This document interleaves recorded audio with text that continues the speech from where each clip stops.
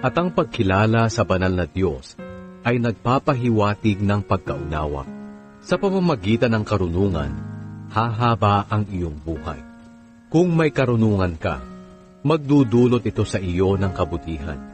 Ngunit magdurusa ka kung ito'y iyong tatanggihan. Ang kamangmangan ay katulad ng isang babaeng maingay, hindi marunong at walang nalalaman.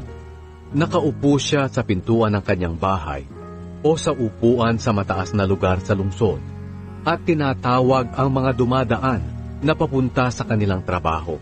Sabi niya, "Halika kayo rito, kayong mga walang karunungan." At sinabi pa niya sa walang pangunawa, "Mas masarap ang tubig na ninakaw at mas masarap ang pagkain na kinakain ng lihim."